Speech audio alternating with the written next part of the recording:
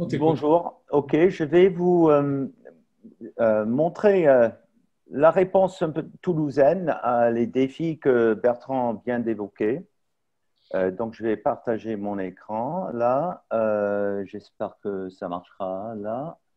Euh, allez. Est-ce que vous voyez Oui, l'écran? très bien. Très, très bien. Très bien. Bon, je commence au début. Donc, oui, le défi de l'IA a généré une réponse considérable de la part de l'État. Je ne vois pas pourquoi ça saute comme ça. Euh, et non, c'est bon, j'ai un problème avec ça. Voilà.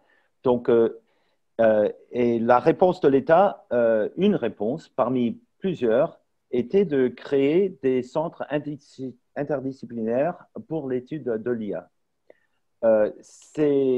Nous sommes 4 sites et vous voyez un peu l'historique là. Après la publication du rapport d'Ilani, le président de la République a décidé qu'on avait besoin de ces centres. Il a initialement fait l'appel en juillet 2018. Finalement, on a été labellisé le 26 avril 2019 euh, après un entretien avec un jury international et on est là pour 4 ans. Et c'est quoi notre ambition? Donc, Bertrand a parlé un peu de l'IA et des défis. Et on va parler, je crois, beaucoup plus aujourd'hui des deux brins de l'IA. Il y a un brin qui est un peu plus âgé, qui date de ma génération. C'est l'IA qui est liée à la logique et au raisonnement. Je vais en parler un peu plus tard. Et il y a l'IA qui a été née aussi à peu près presque au même temps que l'IA symbolique, ou voilà, même l'informatique. En 1946, il y avait la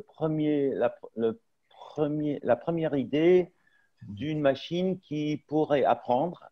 Et c'est Turing qui nous avait dit qu'une machine ne serait jamais intelligente si elle n'apprenait pas. Et ça, c'était le perceptron de Higgs dans 1946. Cependant, cette tradition a pas vraiment développé avant les années 90. Maintenant, on a cette tradition d'apprentissage qui s'est beaucoup approfondie. Il y a beaucoup de succès. Je crois que François va en parler beaucoup plus. Dans Anity, nous sommes très intéressés. Bien sûr, nous voulons exploiter ce qu'on appelle data-based or data-driven AI, voilà, l'intelligence artificielle qui se nourrit à partir de données pour trouver des généralisations. Mais nous avons 2 secteurs applicatifs. Le transport, ce qui est naturel pour Toulouse. Nous sommes le centre européen de transport et de mobilité aéronautique et spatiale. Et aussi sur l'industrie 4.0. Alors, on va en parler plus sur le deep learning, mais ça devient des systèmes assez compliqués. Vous verrez au fond que voilà, l'informatique, les machines, c'est très très simple, comme a dit Michel Diaz. Une machine de Turing, c'est vraiment très joli et très simple et extrêmement puissant. Mais maintenant, quand on met 10 000, voire 1 million de machines de Turing ensemble, ou plutôt des petites, des petites ordinateurs qui décident, qui font une décision à partir d'entrée, les machines deviennent très compliquées. Et avec le deep learning, parce qu'on va utiliser des méthodes aussi non linéaires, ça devient encore plus compliqué que nos systèmes d'apprentissage dits linéaires qu'on utilise dans le passé. Et on a des problèmes d'utiliser cette intelligence voilà, dans des avions, par exemple, ou dans des voitures. Pourquoi? Parce que cette intelligence artificielle qui se nourrit des données est fragile, c'est-à-dire elle n'est pas robuste, elle peut être perturbée. Une petite perturbation dans les données, peut-être une perturbation qui est faite par un adversaire qui nous veut du mal, peut confondre la machine et donner des prédictions qu'on ne veut pas. Il y a aussi un problème d'explicabilité. Comme les architectures deviennent très compliquées et on a des fonctions linéaires qui se composent sur beaucoup de niveaux, on a du mal à expliquer pourquoi la machine a fait cette prédiction qu'elle a fait. Donc, il y a un défi d'explicabilité. Il y a aussi un défi que Bertrand a mentionné sur la fairness, c'est-à-dire est-ce que nos données sont biaisées? Si elles sont biaisées, comment est-ce qu'on peut les nettoyer sans perdre toutes nos informations? Et comment est-ce qu'on peut détecter ces biais? Ça, c'est aussi quelque chose de très compliqué, d'assez compliqué. Et tous ces défis-là sont liés à le défi de rendre l'IA acceptable aux citoyens et à nos partenaires industriels pour qu'ils puissent être compétitifs et jouir de, ce progrès dans le 21e siècle. Donc, nos objectifs sont sur 3 piliers. Nous sommes une équipe, mais on a 3 piliers. Un pilier sur la formation, où on veut multiplier par 2 le nombre d'étudiants en 2023 qui ont une exposition à l'IA. Et on est très impliqué de faire croître la diversité dans l'IA, c'est-à-dire nous manquons cruellement de filles dans nos filières informatiques. Ce n'est pas le cas dans maths, mais il y a eu un effondrement depuis les années 80 de filles dans l'informatique. Et donc, on travaille beaucoup avec le rectorat et pour nourrir nos formations en licence et en master. On travaille avec le rectorat pour intéresser les filles en informatique et dans l'IA au niveau lycée et collège. Au niveau économique, nous avons l'objectif de transférer notre savoir, notre savoir-faire à nos partenaires industriels, les grands et les petits. Vous les verrez dans une minute. Et puis finalement, sur la recherche, on a 3 volets que je vais maintenant détailler rapidement. On a 3 programmes intégratifs.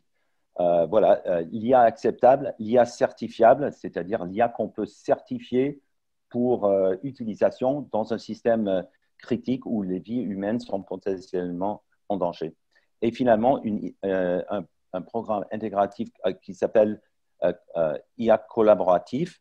Et là, on a nos programmes de robotique qui sont là-dedans, mais aussi tout ce qui concerne l'IA pour la communication et son rapport à l'humain. Voilà, donc pour voir un peu plus en détail ces programmes intégratifs, ah oui, et c'est pourquoi j'appelle ça un programme intégratif, pourquoi nous avons appelé ça un programme intégratif. Ça intègre des chercheurs académiques, donc vous voyez là les chercheurs dans ce programme Acceptable AI. Il y a un investigateur principal ou une investigatrice, mais chaque chaire est en fait une petite équipe avec plusieurs chercheurs, plusieurs doctorants, plusieurs postdocs. Et sur ce programme-là, nous avons mis en évidence l'engagement d'Anity pour faire une IA acceptable aux citoyens. On veut regarder les conséquences morales de l'IA, les conséquences légales, les conséquences économiques, les conséquences de l'IA dans la gouvernance et aussi des sujets qui sont liés au problème des données et comment est-ce qu'on conçoit les données de façon la plus efficace et la plus juste. IA certifiable, vous verrez voilà, nos chercheurs, nos chairs qui sont intéressés sur les fondements de l'IA. Alors, un problème qui est important, c'est qu'on veut utiliser, par exemple, l'IA pour modéliser des systèmes physiques complexes, comme l'environnement, la météo. Ça peut être très efficace, mais il faut qu'on puisse garantir que certaines contraintes physiques, chimiques, géophysiques soient respectées. Comme chez Eratosthène, avec la jolie démonstration de Michel. Eratosthène, il avait quand même des contraintes mathématiques là, que c'est très dur d'apprendre à partir de données, juste données. Et je peux dire que même le grand philosophe Hume avait dit il y a 300 ans que si on part que des données, on peut les regarder. Tout ce qu'on peut en conclure, c'est que on a observé telle et telle chose. C'est le problème de la généralisation. Il faut aller un peu au-delà. Il faut donner un biais là-dedans. Il faut avoir des hypothèses. Et c'est quelque chose qui est fondamental à l'apprentissage. Et on veut que ces hypothèses respectent, par exemple, les contraintes physiques. Donc, ça, c'est quelque chose auquel Serge Gratton s'intéresse. On a une chaire sur l'explicabilité de João Marques Silva, aussi Leila Amgood est là-dessus. Donc, vous voyez un peu la richesse de la recherche dans Anity. Et finalement, sur le Collaborative AI, je voulais vous montrer voilà, qu'on a nos chaires en robotique, mais aussi on a des chaires qui sont intéressées dans des problèmes beaucoup plus techniques comme la compilation des connaissances, c'est-à-dire comment réduire la complexité d'un problème ou d'une question posée dans un langage complexe, avoir les essentiels de ce problème traduit dans un langage plus simple où la complexité du problème est bien moindre. Par exemple, on peut passer de l'exponentiel à du polynomial, ce qui est très bien, sans perdre beaucoup d'informations. Et puis, on a deux jeunes chercheurs, Thomas Serre qui est de Brown et Ruffin qui est du CNRS, qui travaillent pour trouver des structures dans notre cerveau. Reverse engineering. Voilà, oui, il veut regarder qu'est-ce qui se passe dans le cerveau, pourquoi nous, on apprend si vite et si bien. Nous sommes beaucoup meilleurs voilà, beaucoup plus polymorphes que les polyvalents que n'importe quelle machine. Et voilà, et pour adresser les défis que j'ai mentionnés avant. Donc, on a élaboré depuis un an, on avait commencé avec ces 3 programmes intégratifs où les chaires se mettent ensemble sur un thème assez général et on a vu qu'on avait beaucoup plus d'interactions à un niveau plus détaillé et donc on a élaboré ces 3 programmes dans 12 thèmes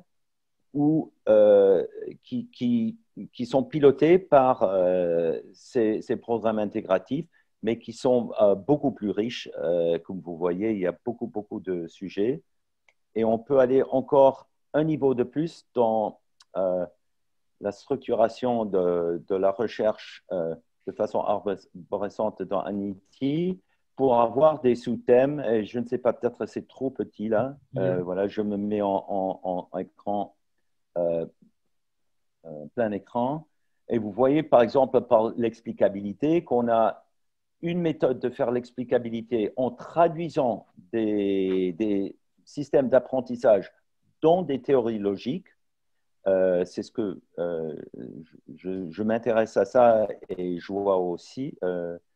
On a de l'explicabilité via des méthodes statistiques, c'est-à-dire est-ce qu'on peut interpréter, expliquer qu'est-ce que fait ce programme via des méthodes statistiques. Et parce que les 2 branches-là ont leurs vertus et leurs problèmes, on veut les mettre ensemble. Donc, on a une sous-thème de hybridation. Donc, ça, c'est juste pour vous montrer vite fait la richesse de la recherche dans Anity. Bon, j'ai parlé déjà de la formation et je ne veux pas prendre trop de temps parce qu'il y a beaucoup de gens qui veulent parler aussi. C'est juste pour vous dire que on a un programme ambitieux en formation initiale, mais aussi on a un programme ambitieux pour la formation continue, pour les ingénieurs, les développeurs qui veulent apprendre des nouvelles, avoir des nouvelles connaissances, du nouveau savoir-faire, ce qui est important parce qu'il y a plusieurs milliers d'ingénieurs sur le site toulousain qui ont vu leur boulot disparaître grâce au Covid. Je pense au secteur aéronautique. Mais nous voulons faire notre part de donner des possibilités à ces gens de se reformer pour tourner leur savoir-faire, donner de savoir-faire en IA qu'ils pourront utiliser, par exemple, dans le domaine de la santé. Voilà, et on a aussi un programme ambitieux sur la dissémination de la culture scientifique. Voilà, la présence de 3 chercheurs à NITI ici, à cette soirée, en est un moins. Donc, pour le développement économique, je vous ai dit déjà que voilà, nous voulons transférer ce savoir-faire. Et donc, l'organisation en programme intégratif est très important pour cela parce que chaque programme intégratif met des chercheurs ensemble, mais aussi des ingénieurs mis à disposition de nos partenaires. Et ils travaillent en équipe ou en plusieurs équipes. Et puis, on a aussi un programme de soutenir et de produire des startups. Et ça, c'est nos partenaires où on en est pour le moment. Et on est toujours, on est à la recherche de nouveaux partenaires aussi. Donc ça, c'est pour Anity. Et donc là, je voulais maintenant juste vous faire un peu d'histoire parce qu'André voulait que je fasse, je crois, juste un tout petit peu et vous parler un peu de logique et de programmation si j'ai le temps. Voilà. Donc l'histoire, Michel a remonté assez loin. On pourrait aller encore plus loin. Ah oui. Voilà, un Espagnol du XIIIe siècle qui avait construit une machine, plus ou moins, pour prédire toutes les possibilités d'existence. C'était Raymond Lull, Raymondus Lullus, mais l'Église avait vu ça de mauvais œil et il avait été tué par Pierre. Voilà, stoned to death. Donc, l'IA n'a pas toujours eu une bonne presse, quoi. Surtout au XIIIe siècle, ça n'était pas bien vu. Donc, des vagues de popularité et d'oubli. On a beaucoup de succès, une force pour le bien et le mal, et il y a beaucoup de rêves et de peurs. Et je veux quand même vous dire juste quelques trucs. Encore maintenant, toute machine, c'est en fait une machine de Turing. Et c'est quoi une machine de Turing? C'est très simple. Il a une entrée de données, voilà, où il y a un 0 ou un 1 écrit, il y a un lecteur et il y a un petit ordinateur qui peut lire, qui peut effacer, écrire et puis aller à droite ou à gauche. Et c'est tout. Mais comme ce tape, l'entrée peut être indéfiniment lent, il devient très, très puissant. En fait, le grand génie de Turing, c'était non seulement d'inviter cette idée, cette représentation très abstraite de computation, mais il en a fait un objet mathématique de ça. Et c'est ça qui était vraiment, je crois, bon, c'est pourquoi il y a un prix Turing maintenant. C'est pas pour rien. Il était très, très important. Mais il y a quelque chose aussi qu'il avait montré parce qu'il en a fait avec Church aussi une correspondance très étroite entre calculabilité et preuve. Et bon, une preuve, c'est une notion de calculabilité intuitive. Et bon, la thèse de Church, c'était de dire la même deux choses. Et on a vu tout de suite, bon, pas tellement tout de suite, qu'il y avait des problèmes en logique, que voilà, si on faisait cette équivalence, qu'une machine pouvait décider quelques problèmes logiques très importants. Donc, une propriété fondamentale pour la logique, c'est la satisfiabilité. Est-ce qu'un ensemble de clauses, un ensemble de formules avec une sémantique donnée, voilà, dans la théorie des ensembles, est-ce que cet ensemble a un modèle, c'est-à-dire où toutes les phrases, toutes les formules sont vraies, satisfaites ou pas? Ça, c'est le problème de satisfiabilité. Et pour la logique propositionnelle, c'est-à-dire où on a des variables pour les propositions et des connecteurs comme et, ou et négation, une machine de Turing peut nous dire pour n'importe quel ensemble de clauses en logique propositionnelle si elle a un modèle ou pas. Vous pensez que peut-être ce n'est pas quelque chose de très intéressant parce que qu'est-ce qu'on peut faire avec la logique propositionnelle? Après tout, on enseigne en licence. Eh bien, on peut traduire en principe n'importe quel réseau de neurones dans une théorie logique.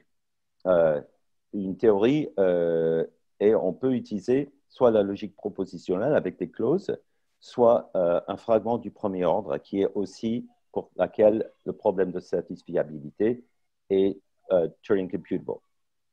Le problème, c'est que cette traduction devient très longue et qu'on a un problème de scalability, c'est-à-dire que nous savons comment faire cette traduction et nous savons comment donc produire des explications complètement valides avec des preuves pour le comportement des programmes, pour des programmes d'apprentissage par machine qui sont petits. Il y a des réseaux de neurones qui sont très petits.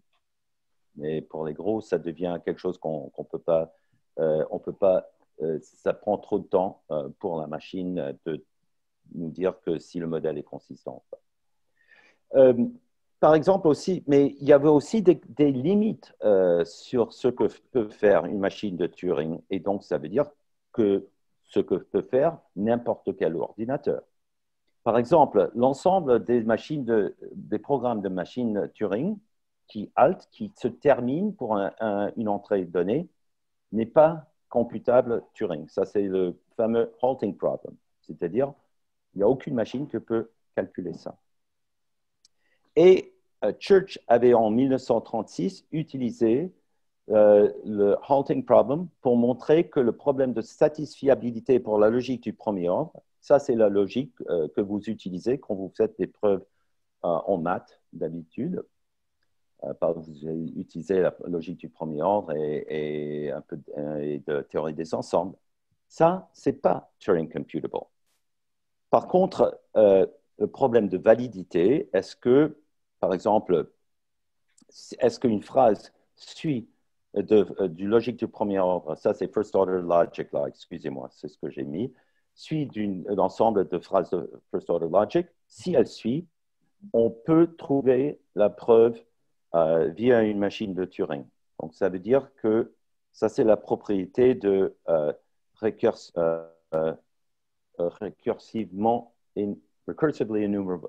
enumerability, pardon, en anglais. Par contre, cette propriété disparaît aussi, même cette propriété disparaît quand on va à l'arithmétique. Ça, c'est la fameuse démonstration de Gödel en 1931, que, en fait, aucune machine de Turing peut décider la validité ou la satisfiabilité d'un ensemble de formules arbitraires dans la logique, dans le langage de l'arithmétique quand elle est formalisée comme il faut. Donc, on voit un lien super étroit entre la logique, la preuve et la computabilité. Et en fait, oui, et ce qui deviendrait l'intelligence artificielle. Je crois que je vais terminer là-dessus parce que j'espère que François prendra la relève. Juste pour dire que je vous ai dit que voilà, il y a des avantages de l'approche symbolique. Les avantages, c'est que si vous voulez savoir, si on a par exemple une explication, une interprétation du comportement d'un réseau de neurones via cette traduction en logique, c'est-à-dire qu'on a une preuve que avec cette et cette entrée, on aura cette sortie.